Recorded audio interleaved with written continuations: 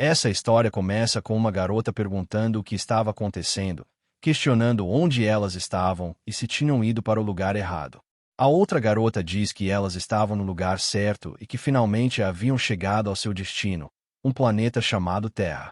Algum tempo depois, aquela mulher irritada chama um garoto chamado Robert, acusando-o de ser um ladrão de comida. Enquanto isso, um homem estava analisando aquele planeta, surpreso.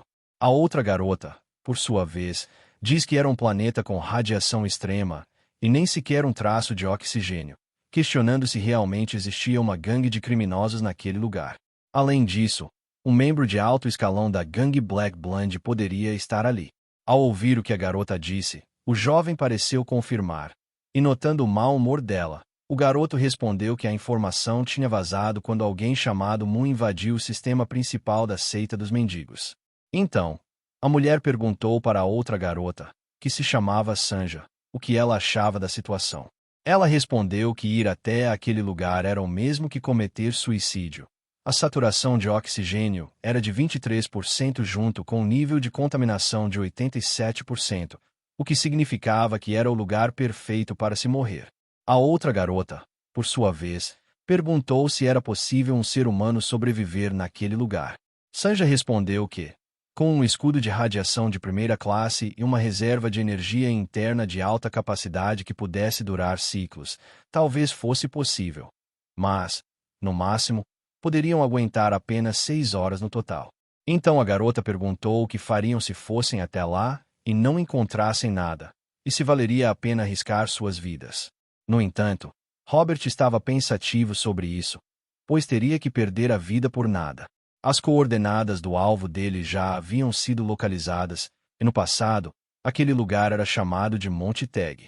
Olhando para a montanha, a garota se perguntou se aquele era o monte sobre o qual ela tinha ouvido tantas histórias. Sanja, por sua vez, confirmou que sim, e que aquele era o mesmo lugar que os velhos da Aliança Marshall chamavam de Santuário Lendário e que a origem do sistema estelar estava naquele local. Observando ao redor, a garota perguntou-se, por acaso, aquele lugar era um ferro velho, e ficou imaginando por que não haviam limpado para ganhar mais dinheiro. Porém, Robert respondeu que as pessoas ali apenas conversavam e não faziam nada, porque não queriam fazer algo que não rendesse lucro. Analisando o lugar com cuidado, a mulher mencionou que aquele era o local, mas percebeu que não havia nada ali, perguntando se ela tinha certeza sobre a localização. A garota respondeu que era mais abaixo e questionou se deveria fazer aquilo. Robert então perguntou o que ela estava planejando fazer. Ela respondeu que o Kirkus lá embaixo provavelmente ainda estava vivo.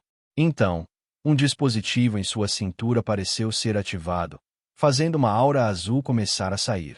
A garota comentou que, se estivesse enterrado tão fundo, já teria sufocado há muito tempo, e ordenou que o lugar fosse aberto.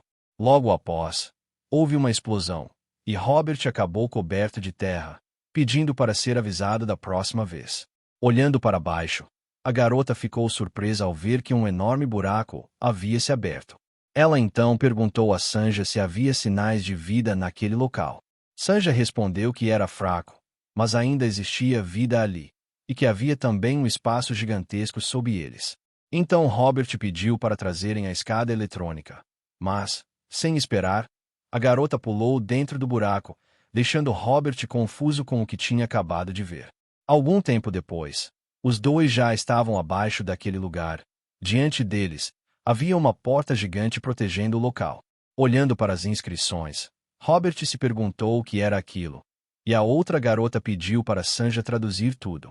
Ela respondeu que era uma língua antiga usada há cerca de 2000 anos e que, em termos reais, significava não abra, se não quiser morrer. Desesperado, Robert disse que já tinha avisado que aquele desgraçado estava se escondendo ali. A garota, por sua vez, perguntou se aquilo era uma ameaça em uma língua antiga que ninguém entendia. Robert respondeu que era possível. A garota comentou que, de qualquer forma, aquilo poderia ser um bom sinal. Se estavam ameaçando para não abrirem, talvez houvesse algo valioso ali. E, imediatamente, ela abriu a porta, ficando completamente surpresa com o que viu. Havia uma pessoa esperando por eles.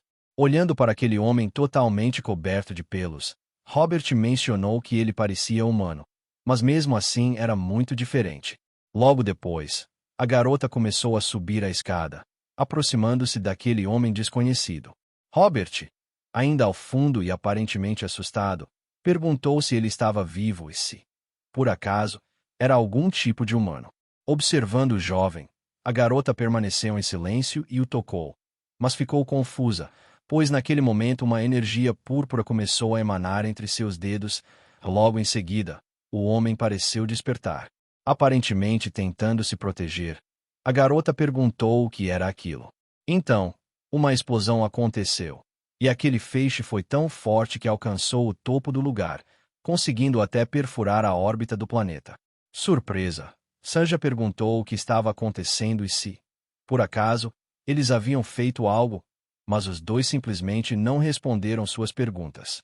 Enquanto isso, abaixo, uma enorme nuvem de fumaça cercava a área. Aparentemente ferida, a garota estava caída no chão, com Robert desacordado ao seu lado.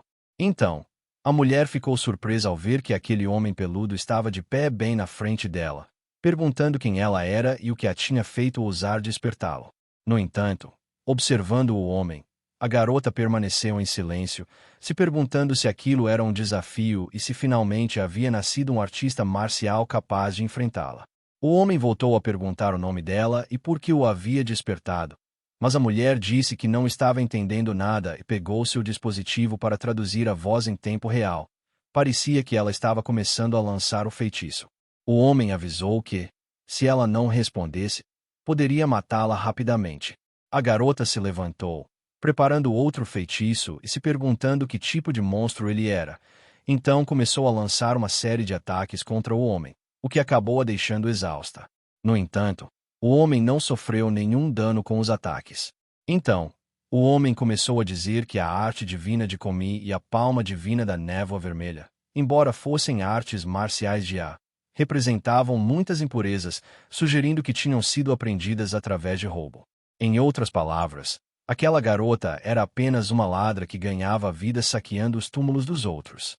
Então, o homem ficou de pé sobre ela, dizendo que como mera ladra, ela não tinha o direito de perturbar seu descanso eterno. Por ter feito isso, ela iria morrer. Mas, naquele momento, a mulher ficou confusa ao ver que o homem desabou no chão como um peso morto. Confusa, a garota se perguntou o que estava acontecendo. Então Robert respondeu que ele provavelmente havia morrido por ter sido exposto àquela radiação sem qualquer proteção, e que por isso era natural que ele tivesse morrido. Mas, ainda assim, aquele homem resistiu por um bom tempo. No entanto, Sanja responde que ele ainda estava vivo, e que a respiração e o pulso estavam normais. Parecia que ele havia desmaiado devido à exaustão de energia. Seu corpo estava bem, mas a bateria dentro do estômago estava completamente descarregada. Então, todos assumiram que o homem provavelmente havia desmaiado de fome. Algum tempo depois, dentro da nave, Robert parecia extremamente irritado, perguntando por que eles tinham trazido o homem, dizendo que deveriam tê-lo deixado lá e questionando se ela não tinha visto ele enlouquecer antes, já que ele era pior do que haviam imaginado. Além disso, não haveria nenhum benefício em trazer aquele homem para a nave. Mas a garota responde que provavelmente poderiam vendê-lo por dinheiro, deixando os dois completamente chocados com o que haviam acabado de ouvir. Então, a garota pergunta qual era o patrimônio cultural mais valioso do momento. Sanja responde que eram as artes marciais antigas, e quanto mais próximas do original, mais caras eram. E, julgando pelas circunstâncias, aquele monte de pelos era provavelmente um artista marcial, antigo de pelo menos 2000 anos atrás, e aquela era uma época lendária em que as artes marciais eram extremamente desenvolvidas. Até mesmo técnicas de classe F daquela época valiam pelo menos 10.000 yuans. Mas aquele homem não era qualquer um. Devia ter sido um grande mestre incomparável. Robert, por sua vez, diz que se ele realmente fosse de classe S, então eles tinham tirado a sorte grande, e pergunta o que poderia acontecer se ele acordasse. A garota diz para ele não se preocupar, pois ele estava amarrado com um fio de seda celestial, usado para reparar naves paranáuticas, e que nem mesmo o chefe da seita Sholan seria capaz de cortá-lo. Mas, naquele momento, O homem já estava de pé, sem nenhuma daquelas amarras, perguntando como aqueles ladrões de túmulos ousaram profaná-lo, e dizendo que, por isso, iria despedaçá-los. Desesperado, Robert diz que sabia que isso ia acontecer. No entanto, os dois ficam surpresos ao ver que Sanja estava simplesmente ali, abaixo dele, entregando-lhe um pouco de comida. Então, o homem imediatamente começa a comer. Algum tempo depois, aquele homem desconhecido ainda estava sentado à mesa, comendo. A outra garota pergunta a Sanja como ela sabia disso, e Sanja responde que o homem parecia estar faminto havia muito tempo, e que, por isso, o melhor para um animal faminto era uma salsicha. Depois de um tempo, o homem já havia terminado de comer e perguntou se eles não eram saqueadores de túmulos, mas sim caçadores de recompensas que o haviam acordado por acidente. Além disso, o mundo agora estava 2000 anos à frente de seu tempo. A garota responde que, um ano após se destruírem uns aos outros, eles acabaram tendo um fim horrível. Como consequência, decidiram viver nos céus. Assim, as coisas se estabilizaram desde então, e todas as armas, incluindo artes marciais e armas nucleares, foram proibidas. O homem, por sua vez, pergunta qual era o nome da era atual. A garota responde que era o ano 1105 do calendário galáctico. O homem pergunta novamente se ela vivia no céu. A garota, por sua vez, pergunta se ele estava começando a acordar, dizendo que, depois de despertar após 2000 anos, ele deveria estar imensamente grato. Irritado, o homem diz que aquilo era um absurdo, perguntando quem eles achavam que estavam enfrentando e se sabiam quem ele era, afirmando que eles não passavam de ladrões de túmulo de terceira categoria que agora tentavam enganá-lo com suas mentiras. Nesse momento, os três apontam para um lado. Então o homem começa a observar algo e percebe que estava acima daquele planeta. A garota responde que era ali que o jovem estava. Ao observar o planeta, o homem pergunta se aquele era o mundo em que ele havia vivido antes. A garota, respondendo que sim, menciona que agora ele estava completamente destruído e pergunta se ele acreditava neles agora. Irritado, o homem diz que, mesmo que quisesse acreditar, não podia, questionando se eles esperavam que ele acreditasse que a terra em que caminhava era redonda. Então Robert parece notar algo, já que aquele homem exalava um cheiro terrível. A garota responde que cuidaria disso depois, perguntando se ele não deveria tomar um banho e cortar o cabelo. Algum tempo depois, aquele homem parecia já ter tomado banho. Robert, por sua vez, pergunta por que ele não deixou o cabelo como estava, temendo que aquela pessoa acabasse parecendo uma múmia saindo dali. No entanto, os três ficam surpresos com o que viram, pois havia um garoto muito bonito por baixo de todo aquele cabelo. Então, o garoto pergunta o que eles haviam comido antes. Observando a beleza do homem, a garota fica surpresa e pergunta quem ele era. Depois de um tempo, aquela nave ainda estava viajando pelo espaço e o garoto, surpreso, diz que aquele era o céu afinal. Ele lamentava como seu mundo era pequeno, mas aquilo era realmente uma visão estranha. Então a garota belisca o outro rapaz perguntando quantos anos ele realmente tinha, já que anos de hibernação não contavam. Enquanto isso, Robert e Sanja observavam aquele garoto, comentando que ele era completamente anormal. Algum tempo depois, a nave parece ter chegado ao seu destino. Sanja, ao observar, parece surpresa, porque o garoto estava comendo muito, mencionando que ele havia ficado faminto por 2000 anos. Enquanto isso, um homem pergunta por que eles estavam procurando um corretor. A garota de antes diz que tinha que ser alguém rico e durão, porque era algo realmente caro e valioso. Surpreso, o homem pergunta o quão valioso aquilo deveria ser para o demônio flamejante estar tão ansioso. A garota, por sua vez, pergunta quanto valeria uma coleção completa de manuscritos de artes marciais de 2000 anos atrás, e se fossem todos originais, especialmente de nível S, deixando o homem completamente chocado com o que havia ouvido. O outro homem diz que, se fossem reais e de nível S, de 2000 anos atrás, seriam incrivelmente valiosos. Então o homem afirma que valeria 0 créditos, porque, se tais coisas existissem, um único livro poderia comprar um planeta ou até mais, perguntando se ela estava dizendo que havia encontrado um monte deles e que o demônio flamejante era apenas um caçador de nível médio. Algum tempo depois, a garota já havia saído daquele lugar, perguntando a Robert onde estava Sammy. Ele responde que foi comprar suprimento e pergunta como tinha sido a conversa. A mulher responde que foi muito bem, mencionando que ele entraria em um contrato com eles assim que alguém comprasse. No entanto, ela queria saber algo, perguntando o que o protagonista estava fazendo. Então Robert responde que o garoto finalmente tinha parado de comer. Logo depois, a porta daquele lugar se abre e todos ao redor começam a observar as duas pessoas que entraram na sala. Em seguida, um grupo de pessoas começa a circular pelo lugar, observando todos. A mulher fica surpresa, se perguntando se eles eram da seita do demônio celestial.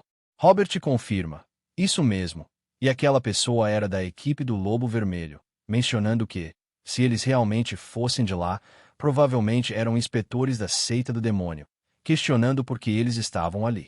Então, a garota menciona que eles eram especializados em rastreamento, então deviam estar atrás de alguém.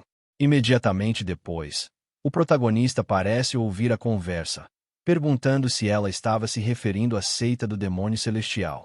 A mulher então pergunta como ele sabia sobre eles, mesmo tendo dormido por 2000 anos, questionando se aquela seita já existia no tempo dele. O protagonista pergunta por que as pessoas não estavam fugindo, já que, se eles fossem realmente membros daquela seita, deveriam estar em pânico.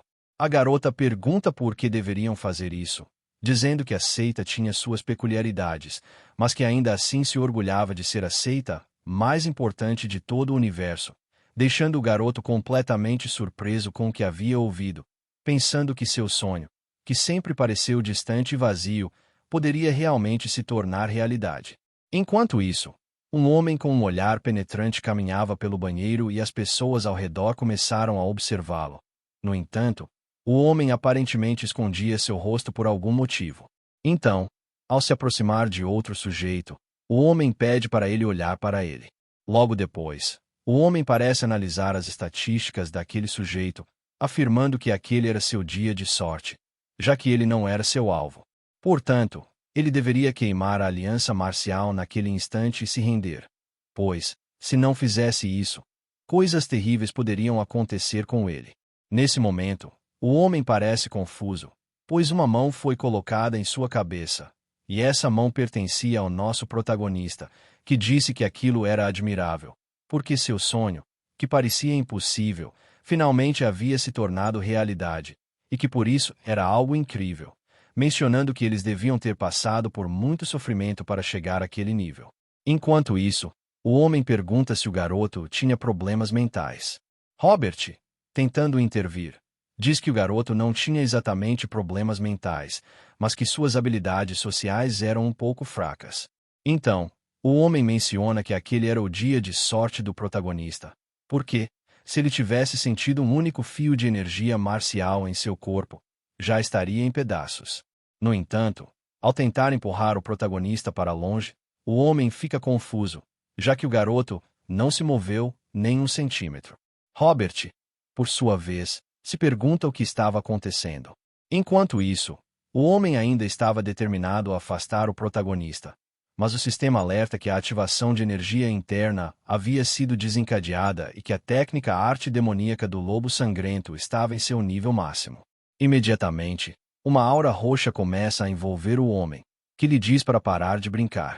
Então, um gigantesco redemoinho de vento começa a cercar a área e todos ao redor ficam completamente surpresos, se perguntando o que poderia estar acontecendo. Logo depois, o homem parece confuso. A outra garota, por sua vez, pergunta se ele poderia estar em sua pior forma. Totalmente confuso, o homem pergunta quem era o protagonista, se perguntando como aquilo era possível, já que estava prestes a matá-lo. Enquanto observava as estatísticas do protagonista, o sistema alerta que nada foi confirmado, deixando o homem completamente chocado e perguntando como um ser natural, com zero energia interna, ainda podia estar vivo. O garoto começa a falar, dizendo que a arte do demônio das sombras era uma das artes marciais de nível mais baixo entre as artes corporais do demônio celestial. Mesmo assim, era admirável que tivessem sido transmitidas até agora. No entanto, era uma pena que sua energia interna não estivesse em harmonia, pois parecia que seu método de treinamento ainda tinha falhas. Por essa razão, encontrar o garoto foi uma oportunidade única na vida, dizendo que corrigiria o homem. No entanto, o homem não quis conversa e começou a lançar um ataque contra o garoto, mas o jovem desviou facilmente. Assim, o homem começou a lançar várias sequências de ataques, que o protagonista desviava com facilidade. Park, por sua vez, achou que a energia era suficiente e as formas eram precisas, mas mesmo assim, tudo aquilo ainda não era o bastante. Logo depois, o protagonista pareceu se irritar e pediu que parassem a luta, ao mesmo tempo em que jogava o homem no chão. O garoto disse que aquilo tinha sido muito desagradável, deixando todos ao redor completamente surpresos com o que ele tinha feito, pois aquele valentão estava simplesmente deitado no chão, inconsciente. O garoto, por sua vez, disse que o homem até tinha aprendido bem, mas tinha aprendido como um papagaio, pois as artes marciais não se tratavam apenas de imitação, e sim de adaptação e de torná-las suas. Por esse motivo, se ele já tinha entendido tudo, deveria se levantar imediatamente. Observando a situação, os capangas do outro homem pareciam confusos e começaram a avançar em direção ao protagonista, perguntando como ele ousava enfrentar o líder do esquadrão deles. Logo em seguida, eles sacaram suas armas. A cena então corta para a seita do demônio celestial no Distrito 32, e nesse meio tempo, em frente a uma tela, um homem desconhecido estava analisando a batalha em que o protagonista havia se envolvido. O homem, que era o comandante do Distrito 32, mencionou que aquilo era inacreditável. Então, um ancião ao fundo disse que, felizmente, houve apenas alguns feridos graves e que suas vidas não estavam em perigo. O homem, começando a falar, perguntou se aquilo era realmente algo bom, já que um garoto desconhecido tinha deixado o esquadrão deles naquele estado. Ele perguntou se haviam dito que o garoto não estava registrado no banco de dados da Aliança Marcial. O outro homem confirmou, dizendo que sim, mas que os companheiros do garoto estavam registrados e que o grupo deles era conhecido como uma guilda de caçadores de recompensa chamada Demônios SD. Eles capturavam criminosos de classe B e outros infratores de nível inferior, liderados por uma mulher chamada Sirion, a demônio flamejante. Enquanto isso, o protagonista estava naquela mesma nave de antes, aparentemente esperando por comida, enquanto Sirion e Robert o observavam. De volta ao local anterior, o cientista confirmou que a garota era conhecida por ser uma caçadora de recompensas no mundo ortodoxo e que, após o incidente, eles haviam deixado a pousada Wild Crane, mas poderiam rastreá-los. Ele perguntou se deveriam enviar uma equipe de perseguição, mas o homem recusou, dizendo que cuidaria pessoalmente da situação. Observando seu líder, o cientista permaneceu em silêncio, aparentemente concordando com as ordens. Logo em seguida, o homem pressionou um botão e uma pessoa apareceu, dizendo que fazia muito tempo e perguntando se havia alguma solicitação. Voltando ao protagonista, o jovem ainda esperava pela comida. Robert perguntou à sua capitã se ela estava sendo honesta, questionando se ela estava tão assustada quanto ele. No entanto, Sirion questionou sobre o que ele estava falando. Robert perguntou se ela não tinha visto o que tinha acontecido.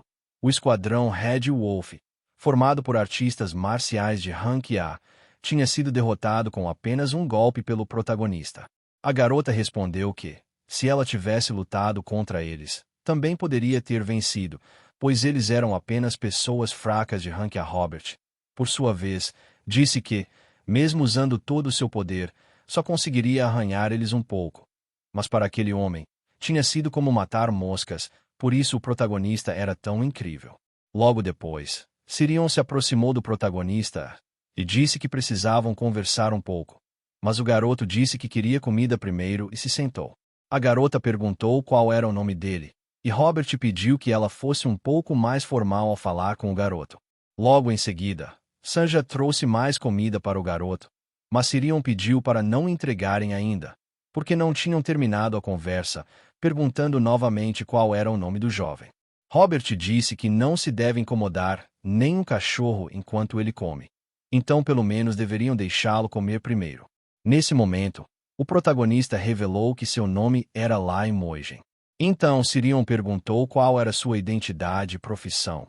Mas o jovem pareceu permanecer em silêncio e respondeu que era um supremo demônio celestial. Sirion ficou completamente chocada com o que ouviu, perguntando que tipo de absurdo era aquele e se as salsichas tinham feito algum mal a ele. Logo depois, tudo ao redor ficou vermelho. Então Sanji avisou que um Tarvian havia sido detectado e que eles estavam sendo rastreados, ou seja, já estavam próximos. Sirion disse que já sabia disso, porque provavelmente era a seita do demônio celestial, já que depois de derrotar o esquadrão Red Wolf, eles não os deixariam em paz. No entanto, Sanji respondeu que não era aquela seita, mas sim um grupo chamado Greenwood. Um homem, passando as coordenadas para alguém, respondeu que a nave do demônio havia sido confirmada e que era o alvo deles. Então, o líder da divisão galáctica observava de perto a situação. Outro comandante se aproximou e perguntou ao homem se deveriam disparar uma bomba de captura EMP. O homem perguntou se eles tinham dito que eram caçadores de recompensas, e o outro confirmou, dizendo que, segundo suas investigações, eles operavam principalmente nas regiões periféricas da galáxia e que o líder era alguém apelidado de Demônio Flamejante. Surpreso, o homem se perguntou por que a seita celestial estava preocupada com um grupo tão pequeno. Lembrando de um flashback do seu passado, ele disse que aceitou a missão e que deveriam ser informados sobre as condições de conclusão, perguntando o que deveriam fazer ao capturar o alvo. O outro homem respondeu que não havia necessidade de capturá-los, pois deveriam simplesmente apagá-los da existência, deixando o comandante completamente chocado com o que tinha ouvido. Voltando ao presente, ele disse que havia algo de muito estranho nisso, porque com certeza havia algo acontecendo nos bastidores, já que aquele grupo era muito mais habilidosos em tirar vidas do que qualquer outra coisa. Por essa razão, devia haver algum motivo para que essa missão tivesse sido atribuída a eles, e certamente algo devia estar dentro daquela nave. Observando de longe, a garota comentou que eles haviam trazido uma verdadeira multidão, mencionando que provavelmente eram bandidos tentando roubá-los. No entanto, Ron respondeu que duvidava disso, perguntando qual seria o lucro de trazer um grupo tão grande só para roubar pessoas como eles. Srian concordou com esse ponto de vista, dizendo que o jeito como ele falou aquilo a incomodava. Mas, de qualquer forma, não importava, porque se aqueles ladrões tentassem se meter no caminho deles, provavelmente morreriam. Porém, Sanji respondeu que não era tão simples, já que aquele grupo fazia parte da divisão galáctica das 72 fortalezas de Greenwood, e parecia que toda a divisão havia sido mobilizada. Então Seran concluiu que isso significava que o líder da divisão também estava presente. Enquanto isso, o protagonista, calmo, analisava tudo e achava tudo aquilo muito interessante. De volta a Srian, ela comentou que nem mesmo ela seria capaz de derrotar aquele sujeito tão facilmente. Robert, por sua vez, respondeu que, é claro, não seria fácil. Ela estaria morta em 3 movimentos se tentasse enfrentá-lo. A garota retrucou, dizendo que não era tão fraca assim, e que, se lutasse com tudo o que tinha, talvez pudesse vencer. No entanto, Robert insistiu que eles deveriam simplesmente se render, pois não tinham nada a perder e não precisavam ter medo de nada. Seran então os mandou seguir as ordens de Maon. Primeiro, eles lançariam bombas de captura EMP para cortar a energia da nave e incapacitar o grupo. Por esse motivo, ela deixaria que isso acontecesse, para que os soldados pudessem embarcar armados. Além disso, ela permitiria que eles revistassem a nave e levassem tudo o que quisessem, desde que isso garantisse a sobrevivência deles. Robert então perguntou qual era a diferença disso para simplesmente se render, mas a garota apenas mandou ele seguir as ordens. Aproximando-se do protagonista, a garota pediu para que ele não entrasse em pânico, pois, quando o EMP atingisse a nave, ela iria balançar um pouco, mas ele não precisava se preocupar, já que não havia nada destrutivo envolvido, e pelas leis espaciais, aqueles caras não poderiam usar as armas da nave. Ela pediu que ele entendesse e não interferisse em nada, porque, uma vez que eles pegassem o que quisessem, iriam embora em paz. Mas, se uma luta começasse e as coisas saíssem do controle, ela não poderia garantir nada. Logo em seguida, Um alerta foi emitido, avisando a todos para se prepararem para o impacto. Sanja, completamente surpresa, comentou que se tratava de um canhão destruidor de fótons. Aquela nave tinha um canhão de destruição de fótons. E por isso, provavelmente estavam tentando matá-los. Dentro da outra nave, um homem comentou que aquilo violava as normas espaciais e que isso poderia causar problemas mais tarde. Ele disse que seria melhor capturá-los silenciosamente, mas outro homem respondeu que estava com um mau pressentimento, então era melhor reduzi-los a pó e não complicar as coisas, pois poderiam transferir toda a responsabilidade para o cliente. Ele então deu a ordem para que atirassem assim que estivessem prontos. De volta à nave do protagonista, Sirian perguntou se deveriam tentar desviar. Mas Sanja respondeu que estavam cercados por todos os lados e que, além disso, os escudos não estavam funcionando. Observando a situação, a garota perguntou o que deveriam fazer agora. Logo em seguida, o homem anunciou que o canhão estava totalmente carregado. Naquele momento, ele ordenou que atirassem. O feixe foi disparado em direção ao protagonista, resultando em uma grande explosão. No entanto, o homem ficou surpreso, pois a nave havia conseguido escapar sem nenhum dano. Acima dela, uma pessoa desconhecida estava interferindo na batalha. Desesperada, a garota se perguntou o que era aquilo. Então, o homem que estava sobre a nave pareceu reconhecer a mulher, mencionando que o nome dela era Elina. Enquanto isso, o protagonista e seu grupo observavam e analisavam tudo o que estava acontecendo acima. E aquele homem perguntou por que aquela mulher estava ali. Com um olhar penetrante, Elina observava o homem. Outro sujeito comentou que aquilo era um escudo de grau terraformador, e que poderiam penetrá-lo e maximizar a potência do canhão de fótons, perguntando se deviam recarregar. O homem, então, perguntou se eles estavam prestes a começar uma guerra espacial só para lidar com aquele inseto, e disse que aquela pessoa não era fácil de enfrentar. Por isso, mandou ativar imediatamente a teletransportação. Ao se afastar, ele se perguntou por que aquele monstro estava ali. Robert comentou que aquela era a fantasma de 8 pés, uma caçadora de recompensas de ranking tão imprevisível que até os líderes da maioria das seitas tinham medo dela. Siron, por sua vez, disse que o mais intrigante era descobrir o motivo de ela tê-lo salvado, porque, se ela não tivesse bloqueado o canhão de fótons, eles provavelmente já estariam mortos. Logo depois, o homem se teletransportou para a frente da mulher, dizendo que fazia muito tempo, desde a última vez que se encontraram. A garota, no entanto, permaneceu em silêncio. O homem perguntou se ela não se lembrava dele, mencionando que era o 55º irmão mais novo, chamado Kim, e que havia a cumprimentado no aniversário de sua mãe 2 anos antes. No entanto, a garota não quis ouvir nada e mandou que ele fosse embora. Mas o homem insistiu em se apresentar formalmente. Agora ele era Kim, o líder da divisão galáctica das 72 fortalezas de Greenwood. Mandá-lo embora seria o mesmo que mandar todo aquele exército recuar, e por isso ele não aceitaria. Logo depois, a garota pareceu se irritar. Robert, observando de longe, pensou que eles provavelmente estavam prestes a lutar, e a outra garota respondeu que não seria fácil, pois, mesmo para Greenwood, aquela mulher não era nada fraca. Enfrentar Elina era complicado. Se tivessem azar, a mãe dela poderia aparecer no pior momento possível. Robert, confuso, perguntou o que ela queria dizer com aquilo. Outro homem comentou que ela era a mesma de sempre, preferindo resolver as coisas com os punhos em vez de conversar. Mas, de qualquer forma, ele desistiu do assunto, porque não queria lutar, achando que aquela batalha era uma perda de tempo, especialmente para um trabalho tão absurdo quanto aquele.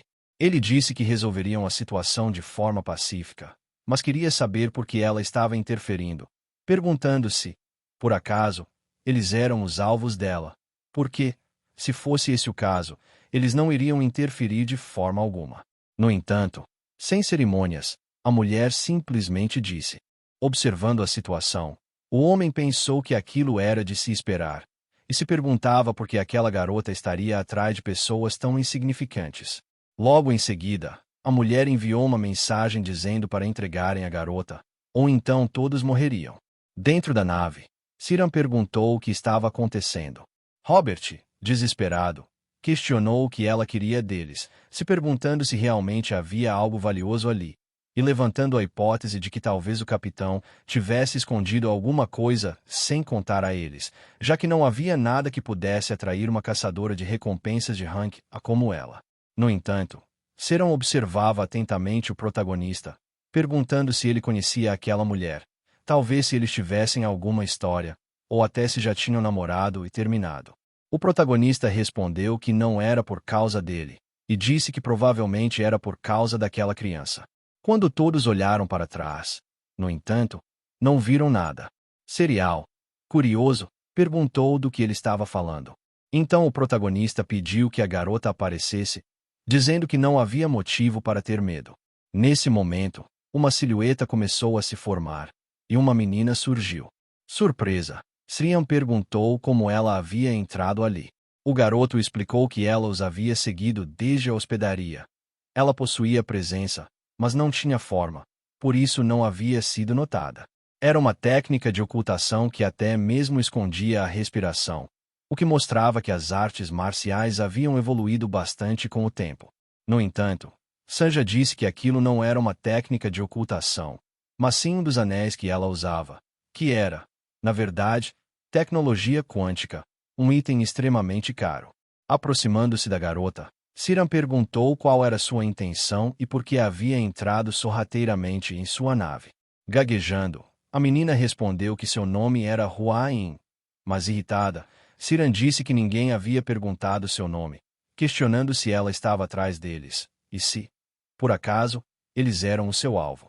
A garota respondeu que provavelmente era isso, porque, enquanto ela estivesse viva, eles não parariam de persegui-los. Logo depois, Robert perguntou se o nome dela era realmente In, e Surian questionou se o homem a conhecia. Surpreso, Robert perguntou se ela não sabia quem era, já que a garota era vocalista principal do Pronuncium. No entanto, Siran parecia não entender nada. Robert explicou que ela fazia parte do melhor duo idol iniciante da galáxia, e que Siran devia saber disso, pois ela era a vocalista principal do grupo de dolls que as havia encantado com aquela música de sucesso que ela mesma ouvia o tempo todo. Ele afirmou ter certeza disso, e disse que ela era ainda mais bonita pessoalmente. Enquanto falava, pegou o celular para confirmar, comparando com a foto. Nesse momento, Elina, que estava acima da base, anunciou que aquele era seu último aviso. Eles tinham 10 minutos para entregar a garota, ou então todos morreriam. Robert, então, perguntou para a garota por que ela estava sendo perseguida, tentando entender qual era o motivo. Porém, Siran respondeu que isso não fazia diferença, afirmando que, sendo uma intrusa, não tinha nada a ver com eles, então ela deveria ir embora imediatamente. Robert tentou intervir na situação, tentando convencê-la a mudar de ideia. Mesmo assim, Siran já tinha tomado sua decisão. Ainda assim, Robert insistiu que aquilo não era certo, já que ela era a vocalista principal do Pronuncium. A garota respondeu que eles não poderiam protegê-la de qualquer maneira, pois estavam enfrentando Greenwood. Por isso, não havia como ir contra Elina, o demônio de 8 pés. Mesmo que tentassem protegê-la, o destino dela não mudaria, mas o dele sim. Todos poderiam acabar mortos. Mesmo assim, ela parecia incomodada com a situação. Então começou a abrir o portão, mas o protagonista interveio, perguntando se ela não havia dito para não se preocuparem. Robert, surpreso, perguntou quando o protagonista havia entrado naquela área. Logo depois, Siran ordenou que fechassem o portão imediatamente, mas Robert pediu que esperassem para ver o que iria acontecer, pois acreditava que aquele homem era extremamente forte, talvez até capaz de derrotar Elina. Para Siran, no entanto, isso era impossível, já que eles ainda estavam no espaço. Ela mandou Sanja fechar o portão, mas Sanja respondeu que já era tarde demais, pois os dois já haviam saído da nave. Siran ficou completamente surpresa, achando que o garoto era louco por ter realmente saído da nave. Do lado de fora, a garota permaneceu em silêncio, agradecendo pela ajuda, mas o alertando que eles eram artistas marciais muito fortes e que ele deveria tomar cuidado. Porém, ao olhar para ele, percebeu que os olhos do garoto estavam vermelhos. A menina perguntou por que ele não tinha entrado em um campo de proteção. Logo depois, o jovem parecia tentar voltar para a nave. A garota ficou chocada, pois ele realmente havia saído da nave sem nenhuma proteção. Enquanto isso, Elina e o homem observavam a situação, comentando que a temperatura externa estava a menos 300 graus Celsius e que a pressão faria os órgãos internos dele explodirem em 10 segundos. Eles se perguntaram por que ele havia saído sem qualquer proteção. Logo depois, o garoto parecia estar sentindo dores terríveis, até que Seran conseguiu ativar o campo de proteção ao redor dele. Desesperada, a garota pediu que ele acordasse imediatamente, mas o jovem, calmo, perguntou o que ela estava fazendo. Quando ela olhou para ele, percebeu que ele estava completamente tranquilo. Irritada, ela comentou que achou que ele tivesse morrido, mas o jovem respondeu que ela estava se preocupando à toa, dizendo que ele era o supremo líder do céu e da terra e que nada no mundo poderia ameaçá-lo. Ele então perguntou como desceria dali. Robert, aliviado, percebeu que a garota havia chegado a tempo, mas Sunja respondeu que ela havia chegado tarde demais. Mesmo o mestre não sobreviveria no espaço sem proteção por mais de 1 minuto. Porém, o protagonista havia resistido por 6 minutos e 13 segundos, sem sofrer qualquer dano, superando os limites humanos. Enquanto isso, o protagonista observava a garota. Seran pensava que havia ouvido dizer que aquela mulher era uma maníaca por lutas, e sua aura não era brincadeira. Além disso, Kim, de Greenwood, também estava presente. Então ela pediu que o protagonista não causasse problemas, dizendo que ela cuidaria daquilo, e que ele não deveria interferir. Mudando sua expressão, a mulher disse que nada de ruim havia acontecido, perguntando se ele estava saudável como sempre, mencionando que havia ouvido falar muito deles e que vê-los pessoalmente era ainda melhor. Os dois ficaram em silêncio. Logo depois, a garotinha segurou a mão do protagonista, aparentemente em desespero. Lee, por sua vez, disse que ela não precisava ficar nervosa, pois ele estava ao lado dela. A garota respondeu que aquela mulher não era humana, mas sim um fantasma com um espírito de luta terrível. Ela explicou que, desde jovem, viajava pelo mundo em busca de oponentes e que ninguém havia sobrevivido a um combate com ela até agora. Lee então comentou que a criança era extraordinária, uma jovem que havia dedicado seu coração e alma ao treinamento marcial, possuindo um talento raro. Mas a garota disse que não era apenas isso. Siri, então, comentou que, de qualquer forma, como companheiros das planícies centrais, eles deveriam conversar pacificamente, mas a mulher respondeu que conversava com a espada. Imediatamente, ela avançou contra a garota, desferindo um golpe que a menina conseguiu desviar por pouco. A garota perguntou o que ela estava fazendo, já que havia dito que iriam conversar, e questionou por que ela tinha sacado a arma do nada. O homem, observando a situação, pensou que aquilo não era nada mal. Mesmo não estando a plena força, não era um ataque fácil de desviar. Logo depois, a mulher avançou novamente em direção a Sirion, e o homem acreditou que ela morreria de forma dolorosa, mas engoliu suas palavras. Enquanto isso, o protagonista ainda consolava a garotinha, perguntando se ela estava com medo daquilo, dizendo que era apenas uma brincadeira de criança, que parecia grandioso, mas era só barulho vazio. Ele disse que, se ela se assustasse com aquele som, não havia motivo para preocupação, e pediu que ela controlasse a respiração com calma para relaxar. Nesse momento, o protagonista interveio na situação, dizendo que, se havia algo a tratar com aquela criança, deveria ser direcionado a ele. O outro homem, enquanto analisava os dados do protagonista, foi informado pelo sistema que nada havia sido identificado. Completamente chocado, ele concluiu que o garoto era um natural anônimo vindo da periferia. Então Lee disse que, se não havia mais nada a tratar, eles deveriam ir embora imediatamente. Mas, em segundos, uma explosão aconteceu. Era Elina investindo contra o protagonista, que bloqueou seu ataque com facilidade.